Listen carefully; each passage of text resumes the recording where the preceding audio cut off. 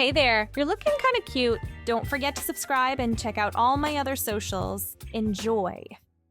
The plain brown package looked at the accountant as he came home. He felt nervous but curious. He rushed inside with scissors and began to open it. There were many layers of tissue paper hiding what was inside. In the bright kitchen light, he saw a bit of shiny silver cloth. He pulled out a dress and held it up. The fabric felt smooth and expensive. Under the dress were black stockings, shiny black heels, and a small white envelope. "Try this on. Your life might change." The handwriting was neat, feminine, no signature. He turned the card over, blank. Real funny. He grabbed his phone from his pocket. The group chat with his college buddies was already active, discussing weekend plans. He typed quickly, "You guys won't believe what showed up at my door. Someone's idea of a joke." He snapped a photo of the dress draped across his kitchen counter. Responses came immediately. "Dude, that's hilarious." "Secret admirer? You should totally put it on. Film it. Would be comedy gold." The last message came from Marcus, always the instigator.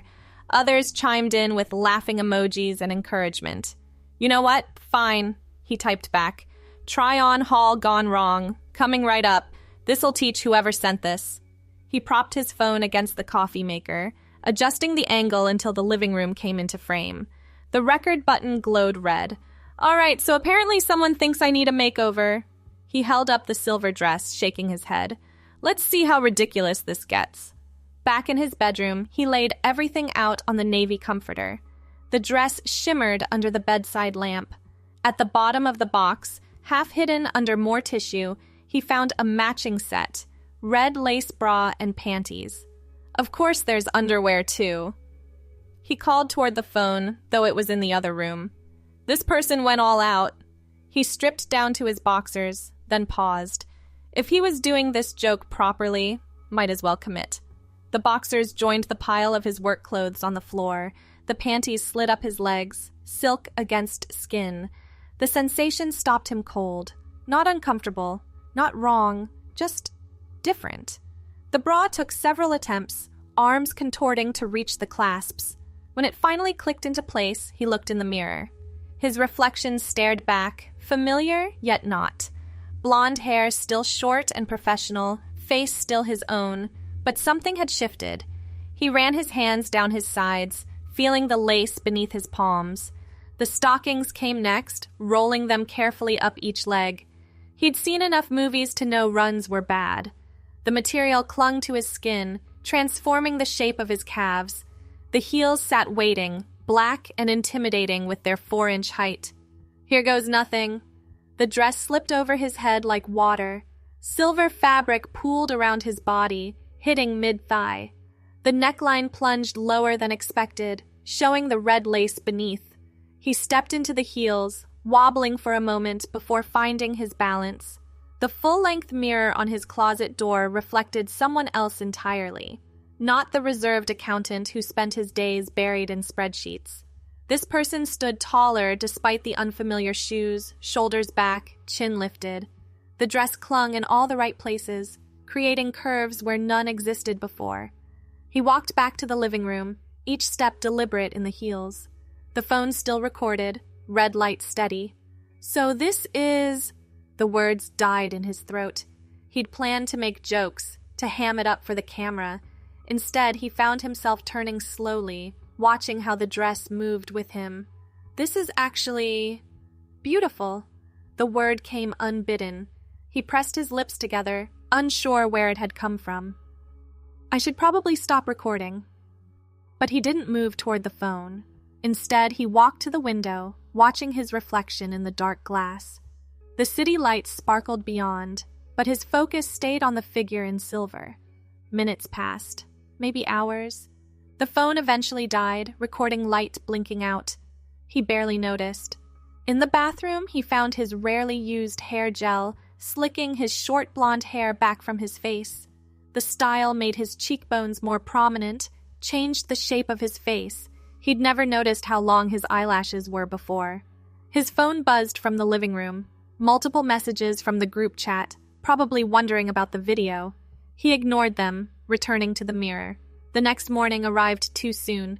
His alarm shrieked at 6:30, same as always.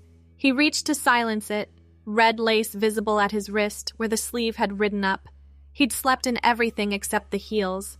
Panic should have set in. He should have been scrambling to change, to return to his gray suits and conservative ties. Instead, he lay still, running his hands over the silver fabric bunched around his waist. The closet door stood open, work clothes visible inside. Gray, black, navy, a parade of monotony. He sat up, dress rustling with the movement. I can't go to work like this. The words came out, but they felt hollow. Why couldn't he? Because it wasn't done? Because people would stare? His phone rang. His boss's name flashed on the screen. Hello? Lionel, quick question about the Morrison account. Their quarterly report shows... I'm not coming in today. The words surprised them both. Are you sick? You sound different. No, yes, I don't know. I need a personal day. This is highly unusual. We have the client meeting at 2. Richardson can handle it. He knows the numbers as well as I do. Silence stretched between them. His boss cleared his throat. If you're certain. Though this isn't like you, Lionel. I know. He hung up before his boss could respond. The phone immediately lit up with messages, but he set it aside. The shower beckoned, but he hesitated. Once the dress came off, would this feeling disappear? Would he go back to being the same person who'd opened that package yesterday? Steam filled the bathroom as hot water cascaded down. He carefully removed each piece, folding them on the counter. The dress would need dry cleaning. The thought made him smile, already planning to wear it again. Under the spray, he closed his eyes. Without the clothes, he expected to feel exposed, maybe ashamed. Instead, a strange peace settled over him, like puzzle pieces clicking into place after years of forcing the wrong fit. After drying off, he stood naked before the mirror. Same body as yesterday, but he saw it differently now. The angles that had always seemed too sharp looked elegant. The narrow hips he'd tried to bulk up at the gym appeared graceful. He wrapped the towel around his chest instead of his waist. Such a small change, but it felt monumental. Back in the bedroom, the silver dress lay across the bed where he'd placed it. His work clothes hung in the closet, patient and familiar. The choice should have been obvious. He reached for the red lace. This time, the bra clasped easier. The panties slid on like coming home. He found clear nail polish in the back of a drawer, a gift from an ex who'd thought he'd enjoy the shared intimacy of her painting his nails. He'd never used it. Now he carefully applied it to each nail, steady despite his inexperience. The stockings rolled up smooth and straight. The dress whispered over his skin as it settled into place. The heels clicked against the hardwood as he walked to the kitchen. Coffee brewed while he considered breakfast. Usually he grabbed a protein bar on the way out the door. Today he had time. Eggs sizzled in the pan as he moved around the kitchen, learning to navigate in heels. His phone buzzed constantly. Work emails piled up. The group chat exploded with questions about the video. He let them all go unanswered. Instead, he sat at his small dining table, eating scrambled eggs and toast, while watching the city wake up outside his window. People rushed past on the sidewalk below, all urgency and purpose. He'd been one of them yesterday, would have been again today if not for an anonymous package. "Thank you," he whispered to whoever had sent it. The day stretched ahead, full of possibility. He could go anywhere, do anything. The thought paralyzed him. 28 years of routine suddenly meant nothing. He started small. The corner market first, just to buy milk. The elderly owner looked up as the bell chimed. "Help you?" "Just milk, thanks." The man's eyes lingered on the dress, but he said nothing, ringing up the purchase with the same bored expression as always. Outside, a woman passed with her dog, offering a small smile. Normal interactions, unremarkable except for how remarkable they felt.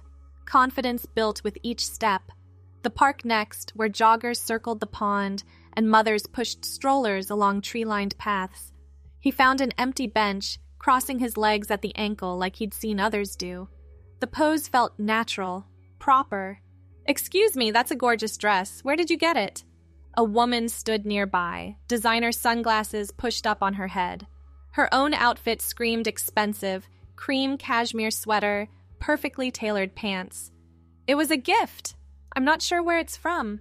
Well, it's stunning on you. The color really makes your complexion glow.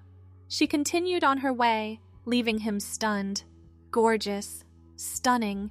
Words never applied to him before. He smoothed the silver fabric over his thighs, warmth spreading through his chest. The afternoon melted away. He window-shopped along boutique-lined streets, studying displays he'd walked past 1,000 times without seeing.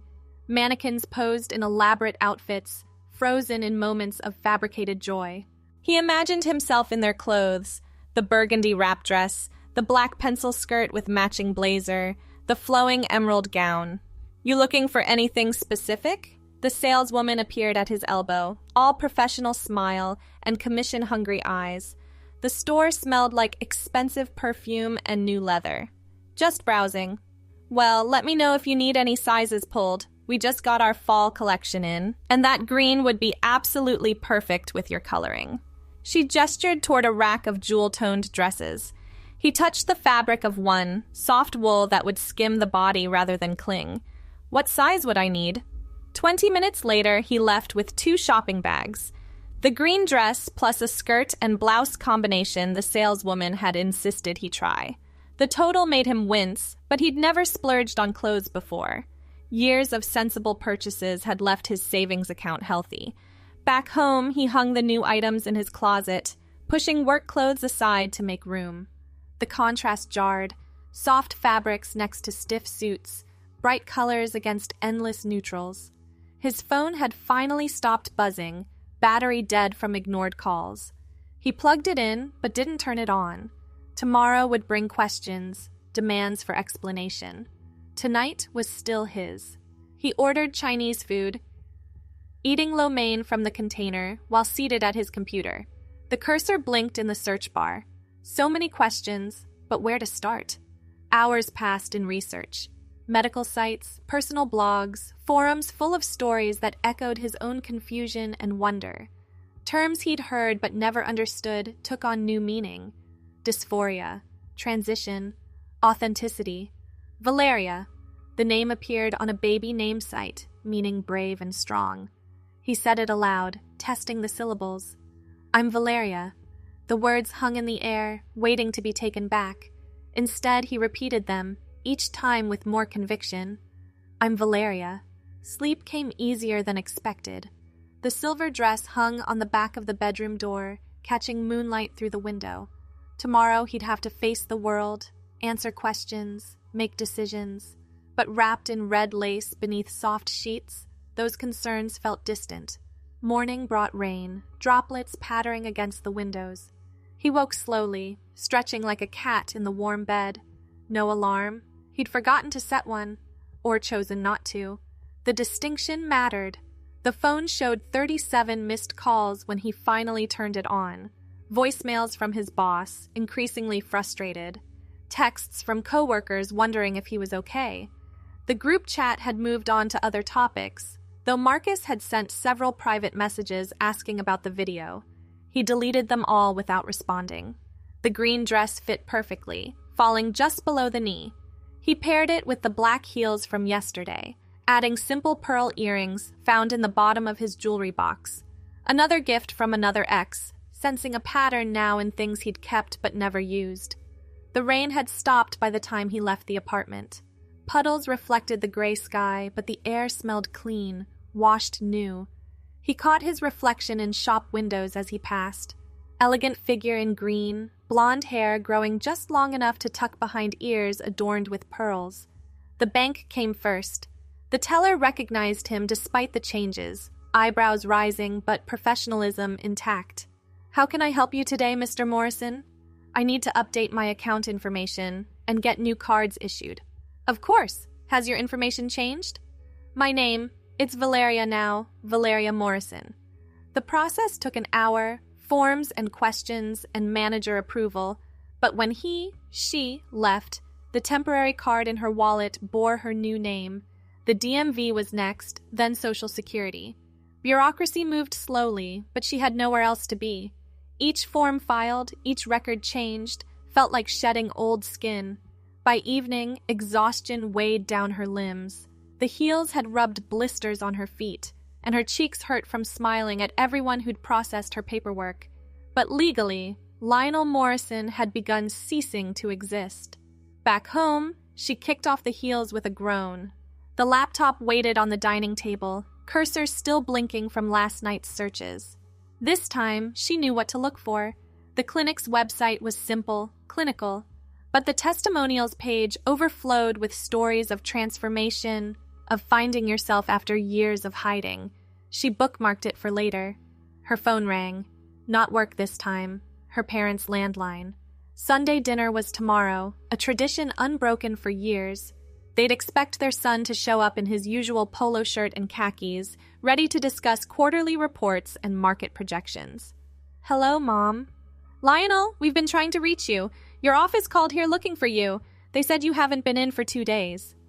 "I know, I'm taking some time off." "Time off? You never take time off. Are you ill?" "Your father could drive over." "I'm not sick. Actually, I need to talk to you both about something. Can I come by tonight instead of tomorrow?" Concern colored her mother's voice. "Of course. Is everything all right?" "Everything's perfect. I'll be there in an hour." She chose the silver dress for this meeting, the one that started it all, fresh stockings, touches of makeup she'd purchased that afternoon. In the mirror, Valeria looked back, confident, radiant, real. The drive to her parents' suburb took 40 minutes. Familiar streets passed outside the windows, each turn bringing her closer to a conversation years in the making. The house looked the same as always, white colonial with green shutters, her mother's roses blooming along the walkway. Her father answered the door, confusion clear on his face. "Can I help?" "Lionel?" "Hi, Dad, it's Valeria now." The silence stretched between them, broken only by her mother appearing in the hallway. "Robert, who's... Oh my goodness! Can I come in?" They sat in the living room, her parents on the floral sofa while she took her father's recliner. Family photos covered the mantel, her at various ages, always in boys' clothes, always smiling but never quite reaching her eyes. "I received a package a few days ago," she began. "Anonymous. It had this dress inside, along with a note telling me to try it on. I thought it was a prank." Her mother's hands twisted in her lap. Her father stared at a point just over her shoulder. "But when I put it on, something clicked, like I'd been wearing a costume my whole life and finally got to take it off." "So you're... what exactly?" Her father's voice came out strangled. "I'm transgender, Dad. I'm a woman. I've already started changing my legal documents. This is who I am." Her mother stood abruptly, walking to the window. Rain had started again, droplets racing down the glass. "How long have you known?" "Part of me has always known, I think. But I buried it so deep I forgot it was there, until that package arrived." "Who sent it?" her father asked. "I don't know. Maybe I never will. But I'm grateful to them." Silence fell again, heavier this time. She smoothed the silver dress over her lap, waiting. "You're still our child," her mother said finally, turning from the window. Tears tracked down her cheeks. "Whatever name you use, however you dress, you're still ours." Her father nodded slowly. "It'll take some adjusting, but if this is who you are..." "It is. Then we'll figure it out together." Relief flooded through her. She'd prepared for anger, rejection, demands to stop this nonsense. Instead, her parents looked lost, but willing to find their way. They talked until midnight, questions and answers and tears. Her mother pulled out photo albums, pointing to pictures where signs had hidden in plain sight. The Halloween when 5-year-old Lionel had insisted on being a princess. The phase at 13 of growing his hair out until his father had marched him to the barber. Moments dismissed as quirks or rebellion, now recontextualized. "Stay the night," her mother insisted. "Your room is always ready." But it wasn't her room anymore. Sports trophies and academic awards belonged to someone else. She kissed them both goodnight and drove home through empty streets. The next morning brought decisions. She dressed carefully, the burgundy wrap dress, modest makeup, low heels better suited for walking. The phone rang as she finished her coffee. "Mr. Morrison, this is HR. We need to discuss your recent absences." "It's Ms. Morrison now, and yes, we should talk. Can I come in this afternoon?" The pause stretched long. "I think that would be best." The office building loomed the same as always, glass and steel reaching toward overcast skies. But she entered through different doors, walked different hallways. The executive elevator carried her up 30 floors to HR's domain. Patricia from HR waited in a conference room, files spread across the table. Her expression gave nothing away as Valeria entered. "Please have a seat. Would you like some water?" "I'm fine, thank you." "So, you've missed 3 days without proper notice. Your supervisor is concerned, your team is struggling to cover your workload, and now you're telling me you've changed your name?"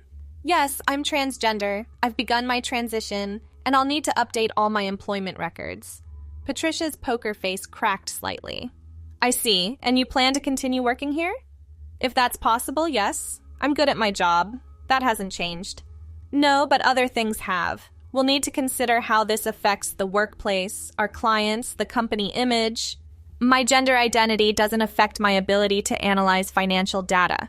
Patricia shuffled papers, clearly buying time. "Of course not.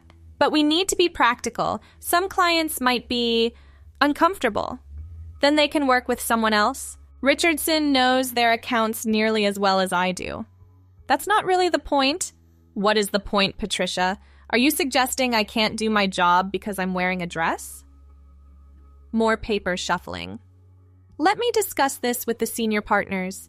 In the meantime, consider yourself on administrative leave. With pay," she added quickly. "We just need time to figure out the best path forward." Valeria stood, smoothing her dress. "Take all the time you need. My contact information remains the same." She left without looking back, heels clicking on marble floors. In the lobby, several coworkers waited for elevators. Their eyes widened with recognition, conversations stopping mid-sentence. She smiled and walked past, pushing through revolving doors into afternoon sunlight that had finally broken through the clouds. Freedom tasted like coffee from her favorite shop, where the barista wrote Valeria on her cup without question. It felt like the weight of expectations lifting from her shoulders, floating away like balloons released at a child's party. Days blended together. She established new routines, morning runs in leggings and sports bras, afternoons spent shopping for a whole new wardrobe, evenings researching hormones and procedures and possibilities. The clinic appointment was scheduled for next week, an initial consultation to discuss options. Her parents called daily, still adjusting but trying. Her mother had already begun correcting herself when she slipped and used the wrong name. Her father sent links to articles about supporting transgender family members, his way of showing care without words. The group chat had gone quiet after she'd finally posted a message explaining everything.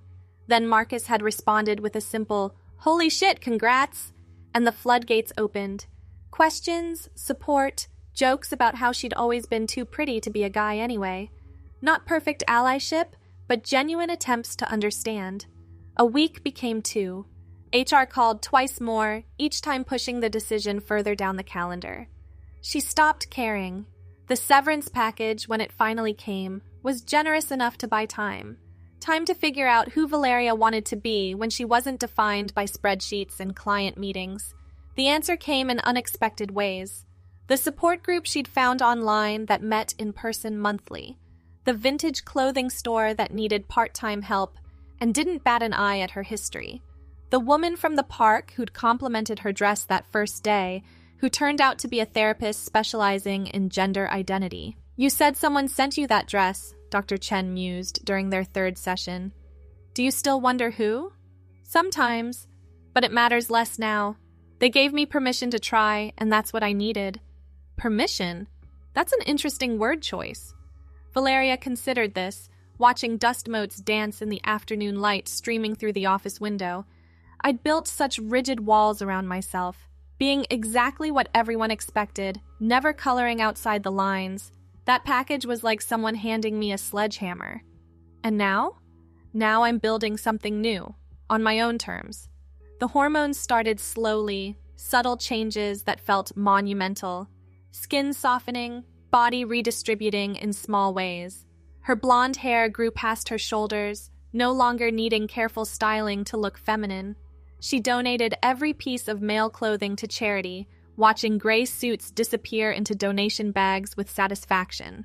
6 months after the package arrived, she barely recognized the person in old photos. That tightly wound accountant seemed like a character from someone else's story. Valeria had found her rhythm, confident strides in heels she no longer thought about, automatic movements in dresses that felt like second skin. The vintage store became full-time when the owner decided to retire and offered her the manager position. She filled the shop with carefully curated pieces, helping other women find clothes that made them feel powerful. Some were cis, some trans, some still figuring it out.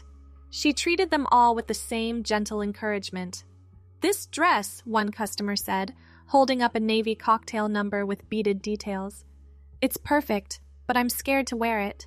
"I understand. Sometimes clothes feel like declarations we're not ready to make." The woman's eyes filled with tears. "My family doesn't know yet about any of this." "Then start small. Buy the dress, hang it in your closet, look at it every day. When you're ready, it'll be there." She left with the dress wrapped in tissue, hope replacing fear in her expression. Valeria knew that feeling, remembered it well. Her phone buzzed with a text from her mother. Sunday dinner again, a new tradition rebuilding from the ashes of the old. Her parents had surprised her with their adaptation, joining PFLAG and educating themselves beyond what she'd expected. "Bring someone if you'd like," the message read. "We'd love to meet anyone special in your life." There wasn't anyone yet. Dating felt like a mountain she wasn't ready to climb, but the invitation meant everything. Acknowledgement that her future held possibilities beyond what they'd imagined for their son. She locked up the shop as evening painted the sky purple and gold.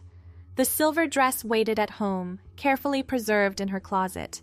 She wore it occasionally, on days when she needed reminding of how far she'd come. But tonight called for something new. The emerald gown she'd admired that first day of window shopping, finally purchased with her first paycheck from the store. The fabric whispered against her skin as she dressed, each movement deliberate and sure. In the mirror, Valeria smiled at her reflection. Blonde hair cascading over bare shoulders, green silk complementing her complexion exactly as the saleswoman had predicted. Her apartment had transformed too.